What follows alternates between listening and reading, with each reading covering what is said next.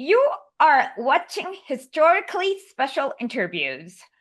For the past few weeks, Nepal has had some unrest and a change of prime ministers, some violence, and you're not getting the whole picture from the US mainstream media, of course, if you live in the US. And there's many facets to Nepal's politics, and it's complicated. So we thought we'd bring an expert. This is Dewas X, and he is right now in Nepal. How are you doing right now? I'm doing great. I'm in Kathmandu. The capital. Yeah, how about you? I'm doing okay. I'm in Bangalore. It's raining right now. Oh, cool. Yeah. So let's just start with a quick introduction. We both have something in common. We've both been in Michigan. Yes. But can you tell us a little bit about yourself and what got you interested in Nepali politics?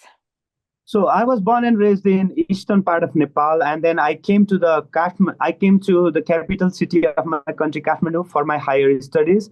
I did my bachelor's on science, biotechnology actually, and then for masters I went to Southern Illinois University of Carbondale, which is in the southern side. I mean, 300 miles away from Chicago, south to that, and then rest of my life after completing my masters, I looked for the job and I somehow ended up in Michigan, pretty close to Michigan State, funny over there. In sometime rallying for against Trump, sometime receiving like Angela, this lady of Black Panther, Angela, what's her full name? I'm sorry. Angela Davis, yes. Angela Davis in our college to speak and some other figures like we tried to call GJEC also. I was into a collective with some socialist and anarchist. It's really hard to find Maoist. Okay. So I worked with them in America also. And before that, to talk about politics in Nepal, I was in the movement against the king. We overthrew king in around, that's the Nepali date 2062. That's how we say it. Probably it is 2008 or some. It's some date. Okay. In the yes, American just if you subtract by 56 or 57, then you'll get the American. Okay, so right now we are living in 2082 in Nepal. I was pretty much interested in politics from the very earliest because of my mom. She was a member of Unified CPN UML, like Communist Party of Nepal, Unified Marxist and Leninist. And she used to sing for the party a little bit here and there, even though she married to my dad, who was a bit more royalist. So later she turned into royalist, but the spirit of her songs got deep into me. And then after coming to Kathmandu, after passing grade 10, I started to ask many questions, and somehow I ended up with insurgent Maoist, UCPN Maoists at that time, who still who still have not done the peace agreement. And then as soon as I joined them after a few years, pretty much probably after 8 or 10 months, they did this comprehensive peace agreement and they came into the mainstream politics, the UCPN Maoist. Okay. And so while growing up with all this tumultuous unrest in Nepal, overthrowing king, and at that time, after that, I saw in front of my eyes my comrades and my people, the leadership being fractured into 2, 3, 4, or even more parties all of a sudden. Are you guys after coming into mainstream this bourgeoisie politics? What is that? When you said fractured into 3 or 4 parties, I'm like, were they Trotskyists? No, I mean all of them used to call themselves as Maoist, but there were definitely such elements inside them, like we used to not call for permanent revolution, but somehow like question the basic foundation of Maoism, and like they were variegated, like with many colors, but somehow they used to collectively call themselves Maoist. But once they came into limelight of this bourgeois politics, they started fighting, and there are many reasons behind it. Like there was a, do you know, we used to have army, the Maoist army used to be there, and some parts, some liberal like Babram Bhattacharya, and there was hardliner side who were led by follow them. These people again, they get uh, fractured into more. Okay, so this kind of like this situation, this gave me a hopelessness, and I thought, why not to study abroad? And I did my GRE, and I scored very good marks on GRE too, and then I got a scholarship from 2 3 university university, but I end up doing only the masters. I kind of like terminated from getting master, and then I did job. I was trying to come Nepal as soon as possible, but America is so nice that it kept me for pretty much longer years, like 7 years. That was not the original plan, America's and that. I came back. Okay, you must have been in the fancy part of Michigan. Not exactly in Michigan, but while I was in Chicago most of the time. Yes. Oh, okay. That's different because Good. I once interviewed Yes. I once interviewed this soldier who came back from like the war zone, and he was like, oh yeah, the first thing I thought when I went there, or like when I went to I think it was Rafa, and he was like, it looks like a lot like Detroit. Oh, I see.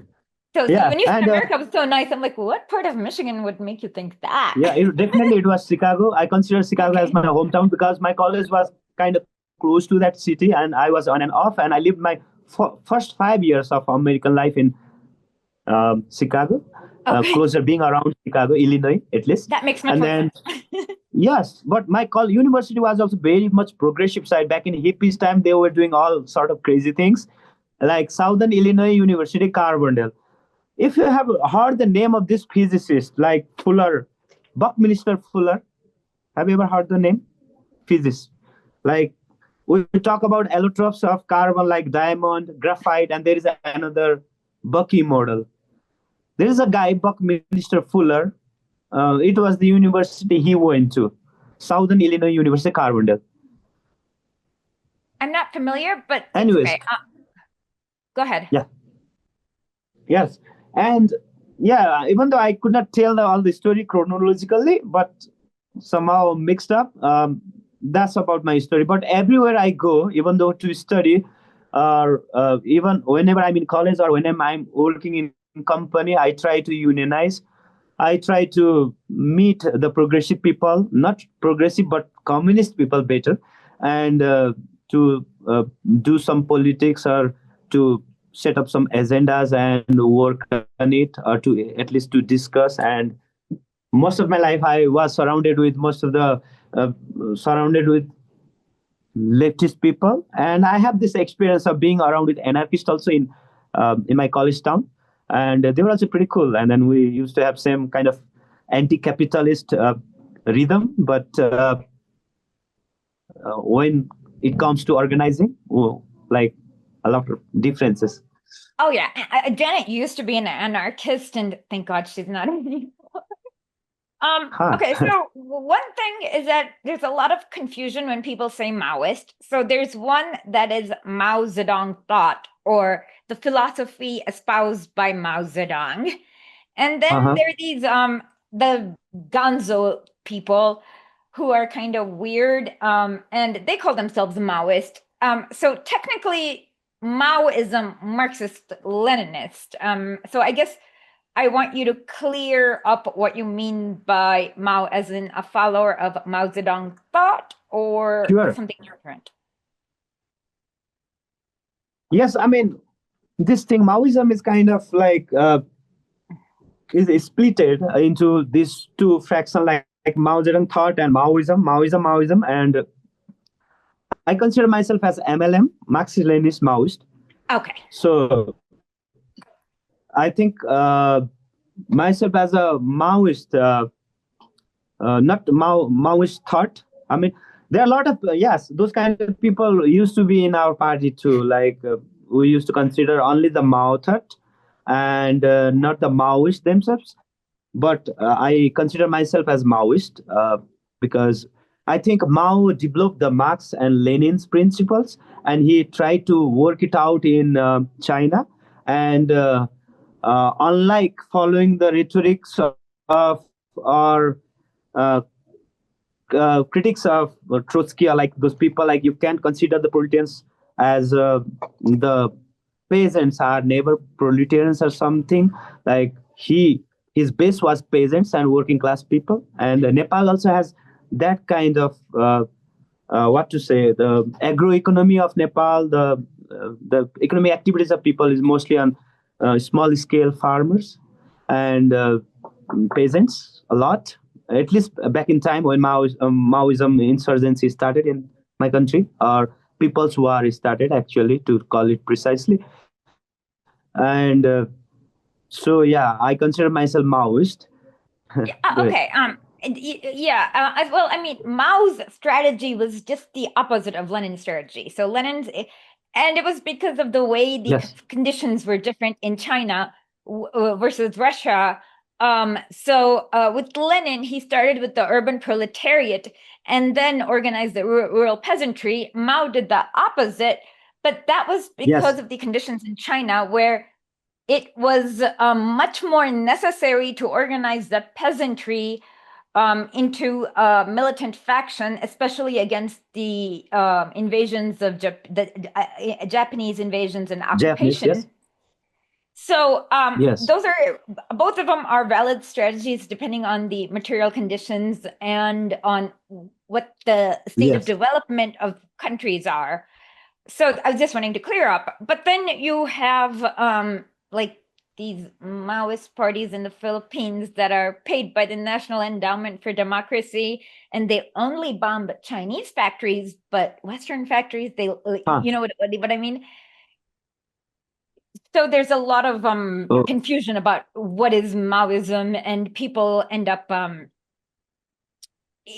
each country. Like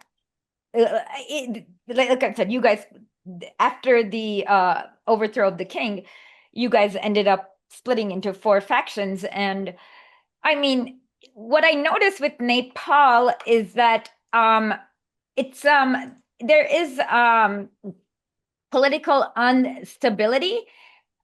But whenever the communists or leftists or Maoists are in power, I noticed that the literacy rate is going up and the Are you saying immunizations, literacy or illiteracy? Literacy rate. people reading, Yes. Yes. Going. Okay. people Yeah. who Good. can read go up, and there are more Yes. children who are getting immunized for things like I don't know, diphtheria, things like that. Like you can see that happen each time, like each time that happens. So you can see, like, when they come into power, there's always a material improvement, but then we've also seen political instability, and it's not always caused by the factionalism inside Nepal. There are external actors and so on. So can you just go over can you go over maybe like the last few alliances in the Congress? Like what happened? There was KP Sharma Okay. Ali, and then Dahal. Oh, I guess there was Dahal, Sure. Yes. and then Yes. his alliance with go ahead. Okay. You know more. See. Okay. Yeah. So once Maoists started came to the power, they got a big majority in the first government. It was like 20 years back, and so they came to the main central limelight. But somehow we tried to overthrow the army general at that time. He did a coup against the government. We fought against it. Even the government was led by Maoist, but the army, to get the whole state, army has to be with a Maoist, but they could not come. So somehow from there, the things started to worsen, and we started to become fader from red to probably pink to whatever. Okay. I mean, we started to fade. I mean, के भन्न चाहन्छु भने संविधान सभाको पहिलो बैठकमा राजतन्त्रको अन्त्य र गणतन्त्रको स्थापना गर्ने कुरालाई कार्यान्वित गरिन्छ। त्यहाँ कुनै हिचकिचाहट, कुनै भ्यासिलेसन हुनै सक्दैन। अध्यक्षज्यू, आज पहिलोचोटि तपाईकोसँग अमेरिकी राजदूतको भेट। र म के आशा गर्छु भने यो अन्तर्क्रियापछि अमेरिकाले आफ्नो पोलिसीमा चाहिँ पुनर्विचार गर्नेछ र एउटा सहज वातावरण बनाउनेछ भन्ने आशा मैले गरेको छु। किनकि हाम्रो पार्टीको तर्फबाट हामी संयुक्त राज्य अमेरिकासँग पनि कूटनीतिक सम्बन्ध कायम गरेर नयाँ नेपाल निर्माणमा सहयोगको अपेक्षा हामीले गरेका छौँ। Now that your party has won the largest share of votes in the election, मैले प्रधानमन्त्री बन्ने आकांक्षा होइन, राष्ट्रपति नै बन्ने आकांक्षा राखेको छु। आकांक्षाको कुरा गर्ने हो भने तर हाम्रो अन्तरिम संविधानको व्यवस्था अनुसार चाहिँ अहिले राष्ट्रपतिकै प्रावधान हाम्रो छैन। त्यो बारेमा राजनीतिक दलहरूको बीचमा सहमति कायम गर्नुपर्ने हुन्छ। हामी त्यही अन्तर्क्रियामा छौँ।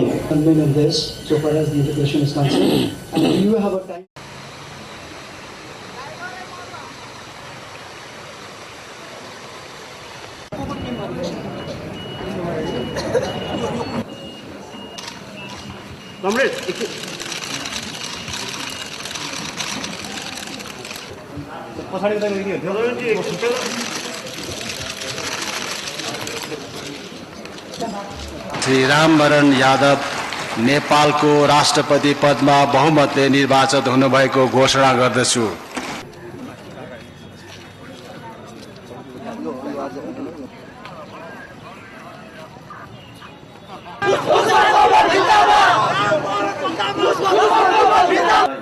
संविधान सभाका सम्पूर्ण सदस्यहरू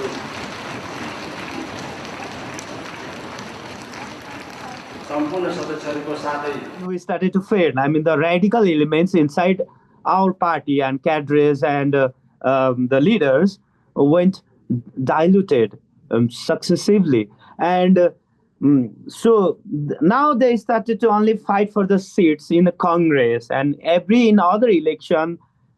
For the next election, Maoists, since they became two fraction already, because half fraction, who was the radical of Maoists, they said, you dissoluted the armies, you guys dissoluted our armies to the bourgeois state. So this is not the integration of army, this is the dissolution of the army. That's a wrong thing. So they separated out. So I was with them actually, and we separated out from the Prachanda's Maoists. You see, the Prachanda is Dahal. I mean, the last name Dahal, Prachanda, who is now like involved in the revolving chair of the revolving musical chair of this prime minister thing. Okay. Yeah. So then Dahal's party, who considered himself as the mainstream of Maoist, even though he was not, but he was the Adhyaksha, I mean the chairman. So of course, so he led his party like crawling and kind of like what to say, the travesty of his party is like they were able to get only 30-40 seats in the next election.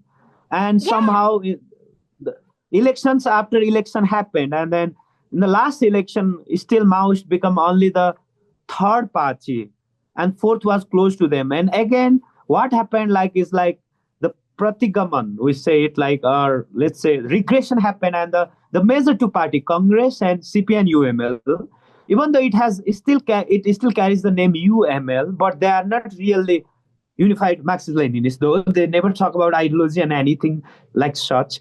And then they came back into the main power again, and Maoists started to become just chaser, just like they became the minority being party hard after them.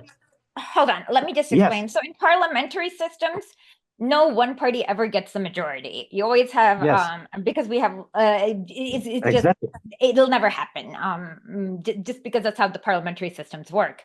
So they have to form coalitions, and based on who forms a coalition with whom, they get to be on the ruling seat, and they get to be the prime minister and appoint cabinet members. And the minority there comes the advantage for the third party. I'm sorry. Yeah. There comes exactly the advantage of third party. Even though they are third, they can become prime minister. And Mr. Dal was using that card every time. Yeah, go ahead. No, I was just explaining the nature of the parliamentary system. So it'll always be unstable because if one party leaves the coalition, this coalition no longer has a majority. So then the remaining parties have some time to reform the coalition, a new coalition or a different coalition. And if that doesn't happen, it gets dissolved and you have an election again. And that's basically, but often, as with they did with Nepal, where do we want to begin? There are parties, like no party is going to say, hey, we're gonna let American corporations come and mine away all our resources and we're gonna privatize everything. Like that's not gonna win votes. So lots of parties in both India and Nepal call themselves socialists, Maoists, Marxists, Leninists. But once they come into power, they may not follow the doctrine that they've espoused when they're getting elected. That's what he's trying to get at, Exactly. right? Yes, that's obvious. Yes. And in a country like Nepal, where there's a big rural population and the not very good public services, you have to kind of at least pretend to care about that. And so a lot of politicians will espouse leftist leaning thought, but their action, and they might even belong to the Marxist-Leninist party. But when they come into power, they may not implement anything that besides a continuation of the bourgeoisie rule. And so, Totally. and that's sadly what, so there have been times in Nepal where they have implemented radical programs for education, for improving the conditions of women and improving healthcare. But then there have been, but then those times have been destabilized and these parties have been factionalized and the new parties have not been able to replicate that success. Okay, let me tell you from my experience actually. Yeah, in times we have progressive policies and in constitution also health and this education is kind of written as a public rights, the rights of the people, but it is not implemented. We got this constitution is very progressive in nature, but the way it is implemented is different. But you cannot just say like Nepal is backward on everything. That's false. I can get my eyeglasses with checkup only by probably $5, which in America I used to go to Walmart and probably pay for like $90 at minimum actually. Exactly. Okay, so you can see a doctor by 100 rupees is still in Nepal. There are a lot of good side of Nepal, and you can do Bachelor of Science for 100 rupees a month. Paying 100 rupees means $1, less than $1 a month. You can do Bachelor of Science and use laboratory and get graduated. Okay, there are some socialist policies, of course, and they were kind of established by CPN, UML, the earlier Communist Party. They have like worked a lot for this, but now they are trying to ruin everything, privatize everything. They are bringing MCC, Millennium Challenge Corporation is the name. It's a big donation, not that big too, but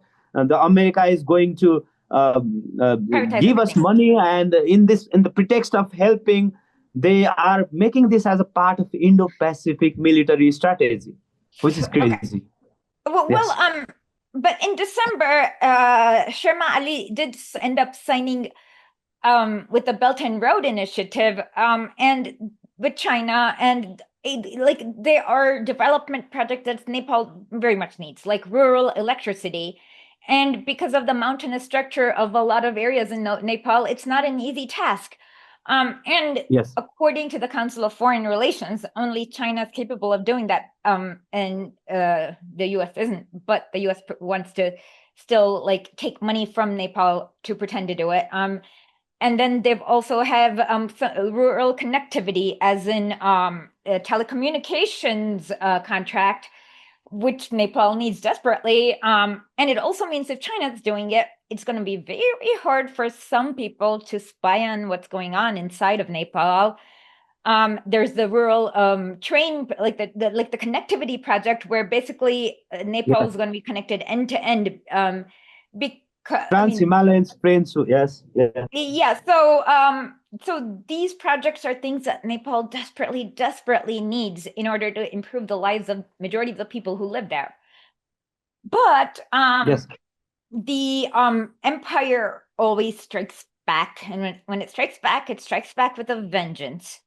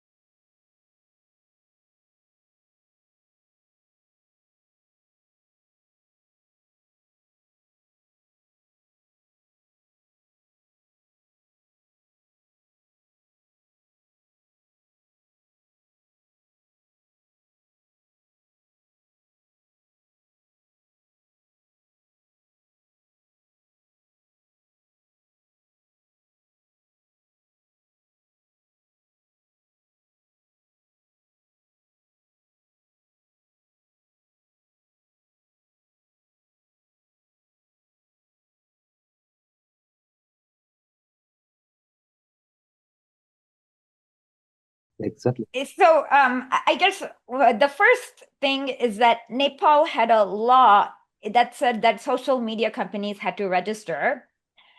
And Yeah. social media companies that obeyed the law and registered, like WeChat, and there's like 100 of others, ended up not being banned. But that was not how the news was reported. Like, these other social media companies fail to obey the law. And if you fail to obey the law, you are not allowed to operate in a country. Like, for example, in the Exactly. US, if you don't form a 501, if you don't form a 501c corporation, you cannot operate as a charity in the US. So every country has such laws, but that is not how it was reported in the Western press. It's like censorship. Exactly. And That's it's what I'm not telling to everyone who is confused today. Yes, go ahead.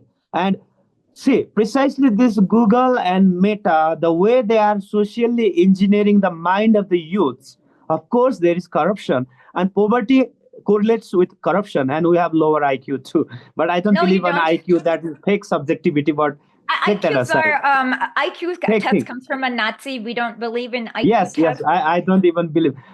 Okay. Matter of fact, a lot of uneducated people, that's for sure, and then poverty on top of that. So Oh yeah. this, yes, this is directly correlated with the corruption. And but the way our youth mind is engineered is uh, like Google and Meta. They are like in algorithmically, they are like inciting the anger on the youth, like only the negative posts. And those Hold things on. are really happening. Not to sound as a conspiracy theorist, but they kind of skew or twist or yank those buttons, whatever. Okay. Okay. When I was looking at so the first of all, when it's like corruption as vague, like no one It is. protests corruption vaguely. One Yes. example of a protest against corruption that was not backed by the U.S. State Department is the Cochabamba water thing, because Gonzo in Bolivia, he ended up selling the water rights to Bechtel Corporation. So they Okay. protested corruption, but they were protesting a very specific act of corruption in that they couldn't even access to their own water. Uh-huh. And so okay, so and then I was looking at the protest and the number of people, and an average party that my uncle throws has more people in the beginning. It has more people than this alleged Gen Z revolution. Like, so those were the two red flags to me, that it was not genuine because of the vagueness. And then It was never, even though they are trying to portray it like it was hijacked later.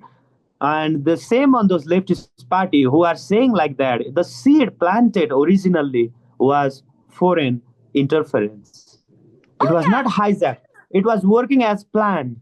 For me, it got obvious when the events Yes. were literally day by day copying the events of Maidan in Ukraine, like they set fire to the parliament, and then they burnt the first lady, and Yes. then it like at that point it's like, okay, your Ex-first lady. Yes. Whatever it was, like when the events are one for one, literally the same thing that happened in Maidan in Ukraine, I was like, something's up. And then I checked the funding sources, and we get the usual suspects. Yes, that's true. And it's really like Ukraine because, see, you have to consider this fascism factor. So let me analyze it on my way, the way I see it. The internal fascistic tendencies, like fascists, actually, they hate critical thinking and political dialogue.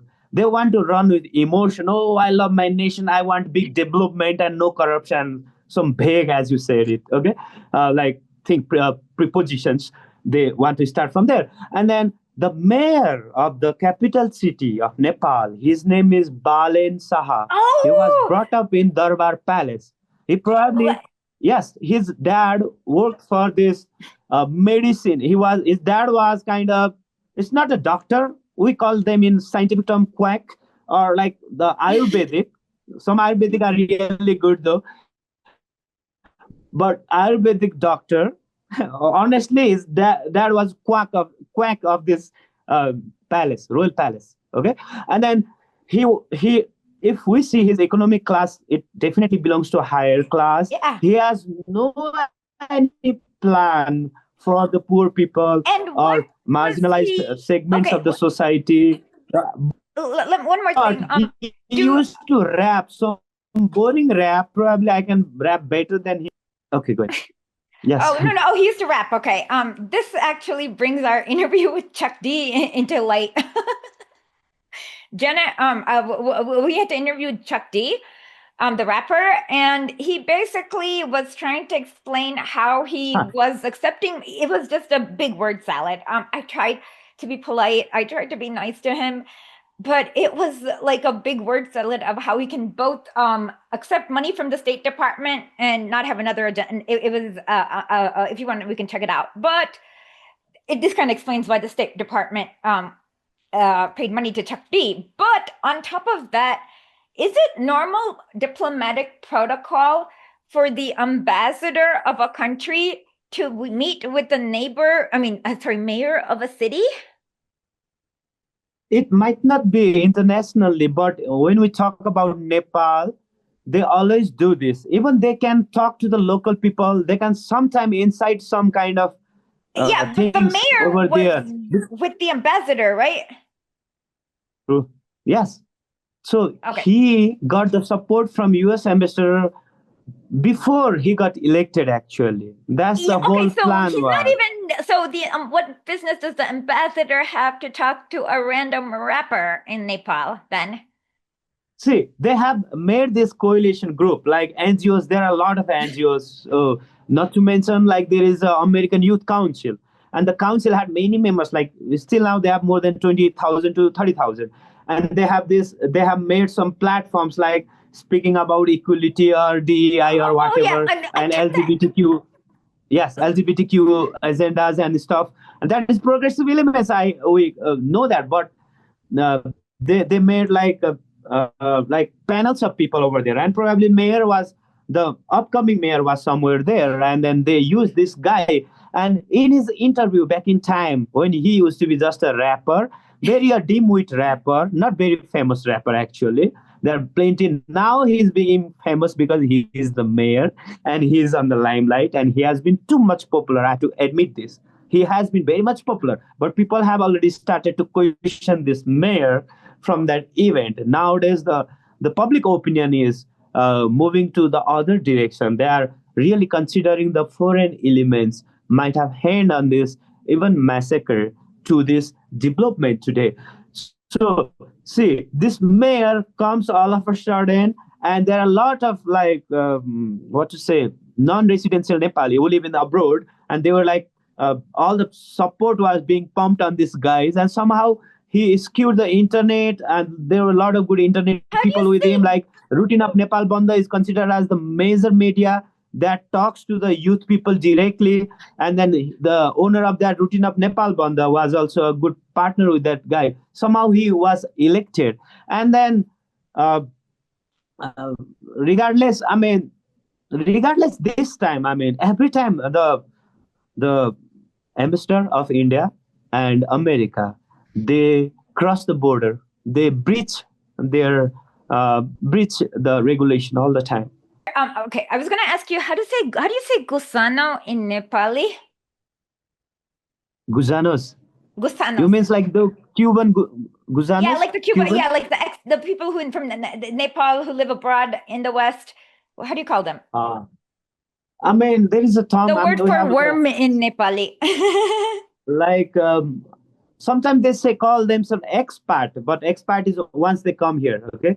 Or Yeah. I mean, non-residential NRN. They have formed this NRN. Okay, so NRN. the NRNs are also in, like when you go to America, like they're not understanding the civics of Nepal, the culture, whatever. Their minds have been colonized and conquered. You should read Francis Fanon about that. So Yes, it's not only their mind is colonized. The first reason I have to tell you this is most of the outgoers who are in Europe and America, most of them belong to the higher class of the family. That's it. So And most of them, some of them were displaced by Maoists, genuinely.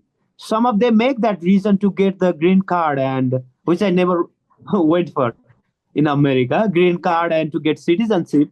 They make the fake reason and go to the court and give some money to the lawyers and say, I was chased by Maoists and then I cannot go back to Nepal. So they get this, what to say, refugee status. They get, by that status, they get the citizenship. Asylum seeking, that's called. Yeah, and I mean, I've read written articles about how these expats are used for the most toxic purposes. So they get indoctrinated, they come back, and basically end up privatizing everything. So when those people are supporting someone, you have to be very careful because they're not the same as some farmer who's growing tea in his own little square in one of the rural areas of Nepal.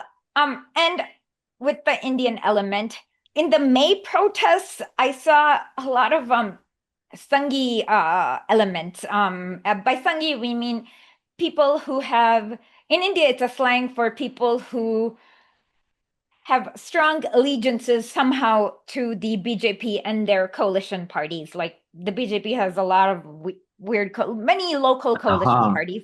Yeah, actually, they did not started this spark though, but they were there to make the other troubles and make fire to destroy everything. They took advantage of it, but the ignition of this yellow revolution, I call it yellow, not only that color. That was the one happening in May, right? The plan here is to end the, The yellow revolution is, you're talking about the protest that happened in May, right? Or in February? No, this September. Oh, sorry. I was talking about the royalist protest in May. Oh, I see. Oh, that happened a few months back. Yes. Yeah. That had Sanghi elements in it. I could see it clearly, Of course, it right? had. It was of Sanghis. Yes. Yes, that's what I was talking about. I'm sorry. Okay. We were talking about two different protests. And this, okay.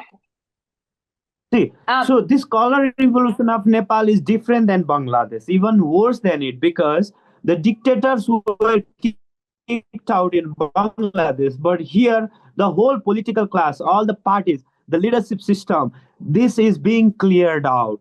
It is being terminated, or it is like kind of like forbidden, going to be exactly forbidden like or something. Ukraine. So it is like fascist element. It's exactly what happened with Ukraine. Exactly. I think okay. That's why I call it yellow revolution. This is the true yellow revolution because see, even though they are dressed up as liberal, they are dressed up as neoliberals, and they are dressed up as NGO guy, this student, that, whatever, embassy people, and they say they belong. They are here. They are saying all the time. So see what a oxymoronic term. They are saying we want to democratically end the democracy. What does that mean? Yeah, I mean, no, Okay. we want to undemocratically end we want to undemocratically create a democracy. And so I discovered something very interesting about Sushila Karki's husband. Do you remember what I discovered? Yes, you got that. Do you want to talk about everybody know in Nepal, like about that plane hijacking thing. Yeah, people know that. But people abroad, just because she was kicked out people abroad don't know that. So can you please explain this? Oh, sure. So I don't know the lot of details about it, but I just know Susila Karki's her husband was involved in hijacking a plane on behalf of Girija Prasad Koirala, the Nepali Congress at that time. And they have taken a huge sum of money, like staggering money to do that. Go ahead. Is he related to the actress Manisha Koirala? Yes, the Manisha Koirala's uncle is Girija Prasad Koirala. Manisha Koirala's dad is BP Koirala. And BP Koirala and this Susila Karki's husband, they conspired to hijack this plane. But money was only taken by BP probably, and he was being mad all the time. And this he hated Congress also, but still they have some connections. And this Susila Karki, when she was appointed by the same guy, no other than KP Sharma Oli for Chief Justice, somehow later she was dethroned from the Chief Justice, and she hated it. She used to make statements and speeches against UML and Congress all of a sudden. And later she became darling of this probably embassy factor, US embassy factor, or darling of this Indo-Pacific. So now India also loves her because her husband has long history of living in India and everything. And America definitely loves her because she is into the agenda of this youth council, very good in touch. She was instructing those youth council people and these NGOs people all the time. So the point here I'm trying to make here is like two things is responsible here. The fascist element inside the country. This is the real yellow revolution, not that one in the march, because the one in the march, that was royalist thing. I don't consider all the royalist movement are fascist. Lot of fascism comes in the republic system. Oh, of course. So yes. So Napoleon Bonaparte, whoever we say, okay. So the king institution, they still fear, because when Mahendra used to be the king of this country, he developed good relation with Mao Zedong also. Chow In-lai was visiting Nepal's places during royal time also. Gayendra is pretty... They hate king actually. Bourgeois liberals are worse than the royalist. If royalist was there, it's not easy to sell off the country like in seconds. They know this very well. So the plan was never to bring the royal family or royal institution, but they want to make some dictator like Balen, create some dictator with the army support, like bring a Zelensky and turn this state into fascist. And Balen, if you see his interview back in time, there was a question, and I can give you the source also. He said, I like Hitler also once upon a time. Probably, but I say out of innocence he said that, because he's not into politics. He don't know much about anything. You can't say that out of innocence. Okay? I mean, he's everyone knows, out of the no one can say that out of innocence. Everyone knows, like in first grade, that's a bad thing to say. But he had said that. And he was always for ending the political class of this country, because he knows these three parties, main big three parties, Maoist, who came later into the mainstream, Congress and UML. This three party dethrone the king, or kind of like he knows he has deep vengeance in his heart, and he has stated multiple times in his status, because that worthless guy, he never comes in the street. He moves the things. He pulls the string from the dark, and people don't know who is pulling his string though, and it is the embassy, US embassy. want to omit, or he want to dissolve all the political parties. So this is the internal fascist factor. And at the same time, KP Oli, of course, beside doing a lot of corruption in his country, yes, his party is invested in, this country is infested with corrupt politicians. There is no doubt on it. But beside that, he shook the hand with Putin and Xi Jinping, and he signed global security initiatives. And PRI was already there, I mean, way before, but it was not just implemented. He promised it would be implemented, and he comes back. Slow down, you're going too fast. I need to ask you a lot of follow-up questions. Okay. Sorry.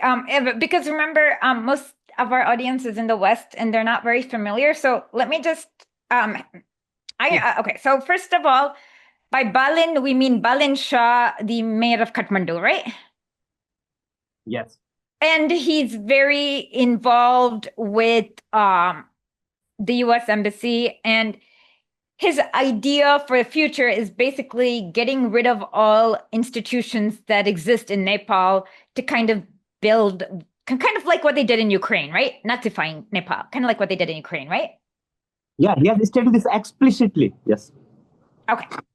The second thing, so there, King Gayendra is actually a little bit more pro-China. So if his people come into power, they'll probably continue the Belt and Road initiatives, right? Might be, yes. Okay, maybe. But not sure, because if India wants, they can also make it's complicated. Like Rasasa element, you know about India, the element of Bajapa, who is much into religion thing, and they kind of want this Gyanendra to take over though. But Ra does not want Gyanendra to come. Ra is like India's, because they can India's CIA basically. Okay. Instability by political party. Yes, yes. No, I was because just they can always create the turmoil on and on with political parties. Then king, then monarch. So, but when I say Balensa, he is connected. Yeah, he was born and raised into the family which is very close to palace. But now he is not into this king thing. He wants to become king himself. And that's exactly what America wants. They don't want it from Gyanendra. They want from Balendra Saha, probably. Exactly. And Balendra Saha, I have to tell you, even though there is no activities of him on the streets. He's popular just because he used to be a rapper and he hates every politician. He hates politics. That's only the reason every kids love him. And the social engineering things, most of the kids, 9 out of 10 kids of this country, kids, I mean by probably Gen Z. I mean, I hate that term Gen Z. It's not applicable here too. And we say Z for the G. You guys say G. It was troublesome for me to live in America for first few years because they don't understand my G. And see, it is Gen Z actually. And it is the bogus terminology. They brought it here without shame. And then this age group from probably 15, 16 to let's say up to 30. The leader of the Himan Nepal is 36. He doesn't seem very young to me. He's 36. No, they all of them were older than Gen Z timeline. They use this terminology Gen Z precisely to sacrifice the Gen Z, like they did in 20 people in the first day. Because they are easy to manipulate, just like Donald Trump chose the Republican Party, you know very well. So Donald Trump chose the white people, Republican Party, because they were the easiest. Like probably they call it like white race are easiest to manipulate. We have stated it somewhere. In the same way. Go ahead. I was just going to explain one more weird hypocrisy with Balin Shah. You know, it's all performance because he got his do you know where he got his master's degree in? Which country? I think India. Yeah, no, right here. Sure. Right here in Bangalore. Yes, I think so. Yes. Anyways, he pretended to be anti-India, and the only thing he did was like he tried to cut one line in some movie where they said Sita was the daughter of India, and it's like so unimportant. Isa, you know so much detail about Nepal. That's cool. Yes, you know lots. Yes, He just pretended at that event just to cut off that movie, to ban that movies. Like, that was such a performance.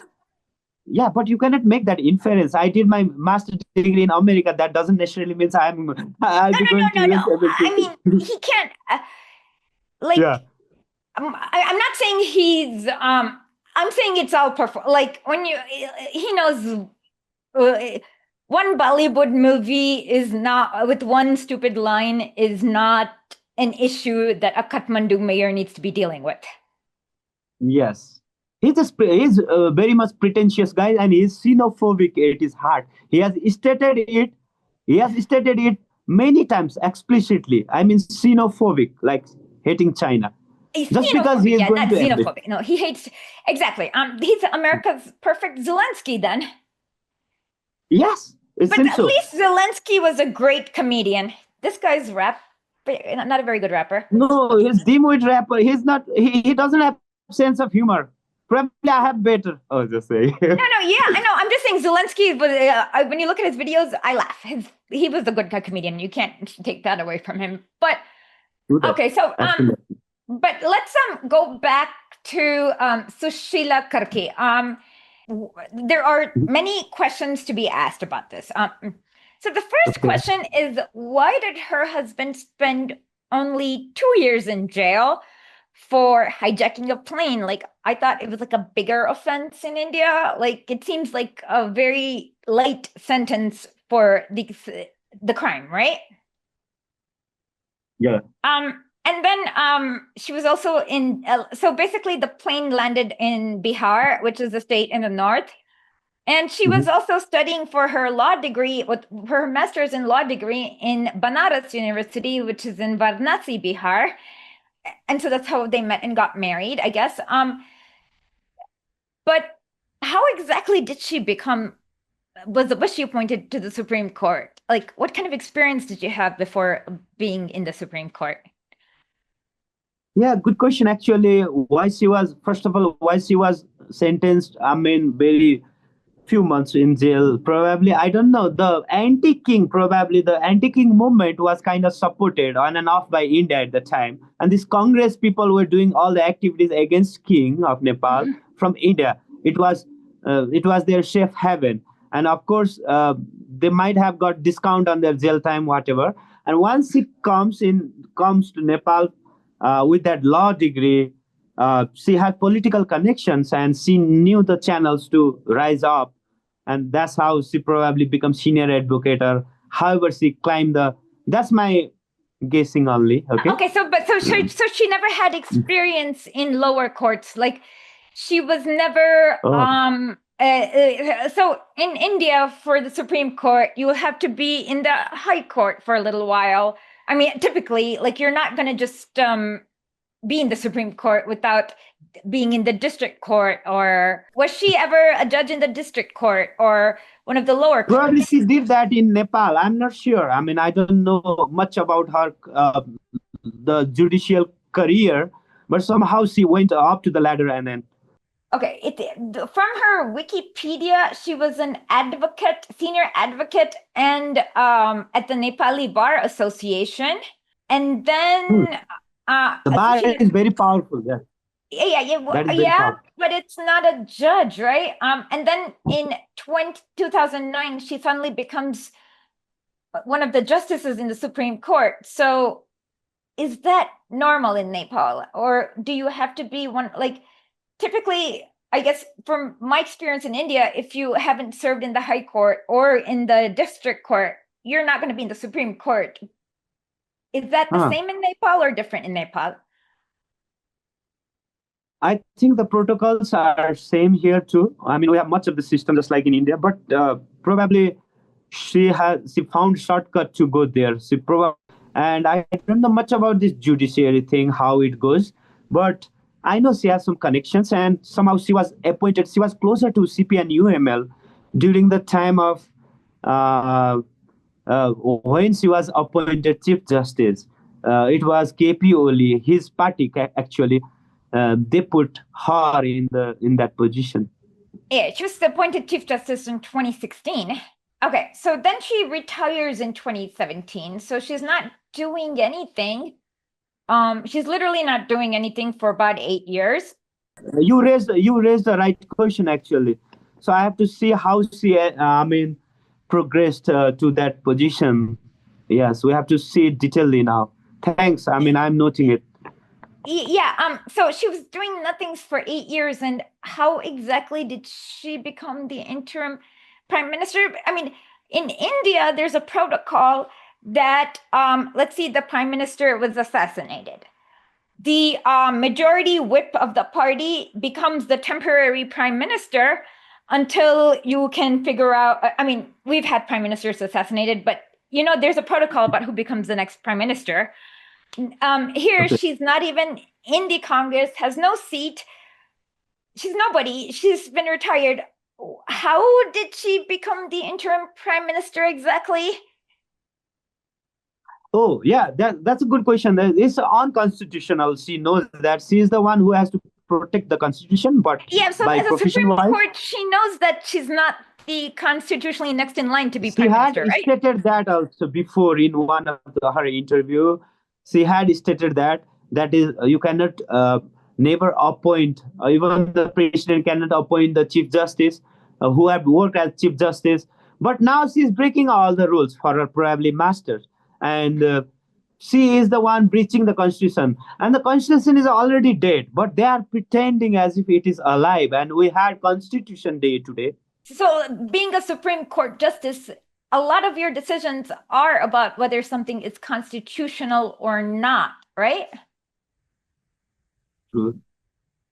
And so she knows what the Constitution says. Okay, So Janet, no, she calls it necessity. See, doctrine of necessity is a phrase that has been invented.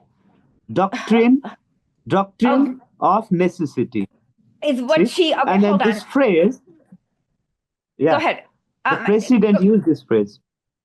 So there were the youth protests, and then Ashok Seidel took over, and I guess he kind of got them to stop the violence. What did he do exactly? Yes, very good question. The army, in the second day, September 9th, the 8th was the day when 20 kids were killed by the government. And September 9th, when the protest was out of control and a lot of burning started to happen in the night time, so the army just came out of the hiding, and they were doing nothing basically on the whole day when buildings were being destroyed or being arsoned, torched. They were doing basically nothing. And I think precisely it was the plan of the Indo-Pacific meeting that he had attended a few weeks earlier in Thailand, Mr. Sigdel, the army chief. So it probably might be a plan, and they was waiting for all this big unrest, and people was fearing till the point they were thinking, oh, better army come now, and they come suddenly without precedent. And at that time the constitution was broken. Actually, the constitution kind of died right when the army took the power. Only later they were talking about this president thing. Coup. Now we are already in coup. Yes. Oh, okay. Let me just quickly go through the part of this. Article 76 of the Constitution says the president shall appoint the leader of a parliamentary party that commands a majority in the House of Representatives as the prime minister. So Yes. if the prime minister resigns, it means it's just like in India, the majority whip shall be appointed prime minister. Good. But nowhere does it say in the Constitution, random woman who retired 8 years ago gets to be appointed. And it also says that the prime minister needs to have a vote of confidence from the House of Representatives in order to be that. She hasn't had either. What happened? Who is she? What happened? Yes, good question. So it's a big drama. No constitution is followed over here, and they just threw the word. They are throwing this word, doctrine of necessity. It's not in Three-worded. the Constitution, though. This is not doctrine, right? They just made it up. Yes, it's not in constitution, but they are bringing somehow like, oh, out of this the mandate of the revolution or whatever, and then they are bringing this terminology, and the house is already broken, dissoluted, so there is no wait, more who parliament. dissolved the parliament? Yes, yes, very good question. See, there was like a fight between president and Susila, the the women appointed by this Gen Z, Susila and president, about who to dissolve the parliament. And see, Susila was saying you dissolve it so that to put the blood on others' hand. Okay, and Ramchandra Podel, the president of Nepal, he was saying you dissolve it. I'll appoint you. Okay, this is what you want. Okay, you can break constitution. Come, I'll appoint you, and you dissolve it. He was saying, and but she refused to dissolve it, and the president he himself dissolved it and called the lady, and he just made her to do the oath. Okay, So and she's somehow actually this drama, and now see, out of two things they are making excuse for this drama. Two things, two things are the excuse. First they say doctrine of necessity out of nowhere. Second thing, oh, it is done only for the election, only for the 6 month. So now everything is kind of as if like there is no constitution, and now they are still saying they have constitution. A lot of contradictions here. oh yeah, but this means she's worse than Juan Guaido, because at least Juan Guaido was a member of the Venezuelan Assembly. Yes, I yes, mean, she is not even member of parliament, and wait. So Sharma Ali must have occupied a district seat, right? A seat in a district, right? KP Sharma Oli, what about him? He occupied. Okay, so he must have won a district seat in Nepal, right? Of course, he has won his. Yeah, there are reasons. I mean, out of like total, like there are two assemblies, and out of 300 something reasons, he won one reason. Yes, One district. he was voted by people. Every parliamentary member of that, yes, are voted, but she's not. Okay, so now usually when he resigns in India, at least they will have a new election within that district, and that person gets to be in the parliament. So how does Sushila get to be in the parliament? Like from where? From what district? What's going like?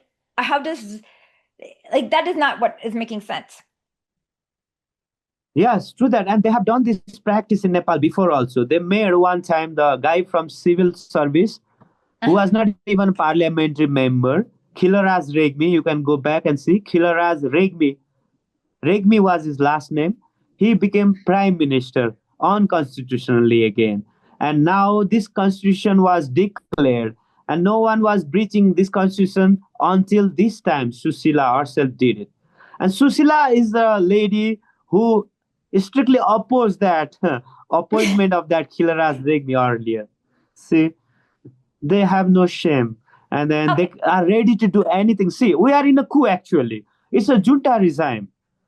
I mean, only three powers run this country. One is junta inside, the military power, and other, so far I know, like it's a American embassy, whatever the suggestion it gives, and the final decision maker is of course Launcher, Indian embassy. Oh yeah. Whether they like it or not. See, because India has more influence in Nepal. Probably this mayor, Dimwit mayor, did not know. I mean, this before. I mean, probably he was thinking he has to just sleep with American ambassador. Now this he has to sleep with Dalai Lama too, and he has to sleep with this Indian ambassador too. Exactly. I see a lot of not raw influence, but at least some Sanghi elements over there. So it's, I guess, interesting. Raw or Indian elements. Indian power is the side that makes the final decision, or that ratifies the decision proposed by Washington in Nepal, that validates or invalidates. And the Washington, I heard like Washington was trembled, or American embassy here was trembled when they knew like why Susila was so easily accepted by India. Out of they didn't even probably know all her history. I mean, I heard like they were shocked to know that she became the favorite guy of India too, because Yeah, she was their original candidate. exactly. And This is so, I crazy. mean, and of course, China is using, I guess, their. I mean, I think I personally think it's a mistake that China's not playing this game too, but they're not. They're using their principle of whatever non-interference or whatever. But I think they should send their troops in too. But I mean, India hasn't sent their troops, but they have accumulated it throughout the Himachal and Pradesh border if things go south. Border region, yes. But yeah, yes. So it seems like it's like a little tangle between Washington and India, and Yes. and we don't know what she espouses, or whether she's going to be a Petro Poroshenko like in Ukraine and take IMF loans, and whether she'll maybe just I mean, the least harmful thing she could do. Poroshenko is the right analogy here, because the guy coming after election, this supposed election, probably would be the Zelensky. First Poroshenko, then comes Zelensky. Zelensky would be the mayor of this Carpenter Valley, most probably. Boy. Things looks like so. Yeah, that's a perfect analogy. And I mean, to me at least, it's not so bad if she's giving contracts to Indian companies to do actual development. But with these Indian companies comes the Sanghi influence, which is very dangerous. So it is. But the worst one is if she's a true Poroshenko and she's a Washington's woman. If she's Washington's Manchurian candidate, that's very dangerous for Nepal's sovereignty, right? It is. Yes. Now she looks like double agent, because she affirmed her support to Modi also, and she has some history in India also. Her husband and her, as we have already talked about. He spent some time in jail in India. Yes. Now she can flip on any history. side. I mean, sometimes south, sometimes west. Never north though. But just for the formal thing, she made the ambassador of China also. But not to forget this, not to trivialize this fact. China also have big influence and good influence in Nepal actually, and she was forced to meet the ambassador of the China also. Okay, so I mean, but so to me, it's clear that. Okay, so Washington also, if you read their plan, they have something called containing China, and they're going to do a coup in every country that borders China. Pretty much. Yeah, and some people in India, especially the leadership, does not understand this story of the scorpion and the frog and what the scorpion represents. Like, to me, it was very embarrassing to see, it was either BJP Andhra Pradesh or BJP Telangana, who was like, who tweeted out that they were like coup in Sri Lanka, coup in Pakistan, but BJP, I'm like, are you not understanding who's coming next? They're coming after next, like, so that's one of my fears. Yes. So I think now these days I heard, like, in some Nepali living states of India, Sikkim, Darjeeling, Manipur, you know those areas. Yeah, those are the borders. There was states, some and there's unrest. a big Nepali language speaking population who are Indian. Yes, culturally Nepali people actually. Legally Indian. They have started some unrest. And I'm pretty sure Modi has been trembled now. He is a little bit frightened, because we did this in Nepal. We allowed America to do this in Nepal, but it probably is engulfing us also probably. I really hope, sincerely hope, the India will learn a lesson, and Jaishankar will meet with China's foreign minister or whatever, and they make an alliance to kick every American embassy out of these countries. These all three countries and NGOs also. But I don't think that will gonna happen. No, because today. the way the BJP until the Soviet Union fell, BJP literally had 0 seats in the parliament. But the way they've been getting their funding is these tech bros who go to America, Indian tech bros who go to America. And because they're tech bros, they have like really dumb libertarian ideas. And they had like, there are so many NGOs that fund the BJP, like from America. And a lot of them, so a lot of them who go to America to become tech bros are of the higher castes. And so they don't see any problem with the caste-based, it's stronger than discrimination, oppression, caste-based oppression. I'm sorry to stop you there, but can we continue this talk probably tomorrow morning? I have to go to my home. Let's do it next week. We'll do this part 1. Just tell people how to find you, and we'll continue this next week. How to find me? My Twitter handle is Nepali Lad, Nepali, Nepali LAD Lad. That's my Twitter handle. So the handle name is Decol Marx. I believe in decolonial Marxism. Thank you so much, Isa and Lumpy on the other side. Yeah, Janet's her name. To give me this chance to speak the genuine thing out of this land from the heart of Nepal.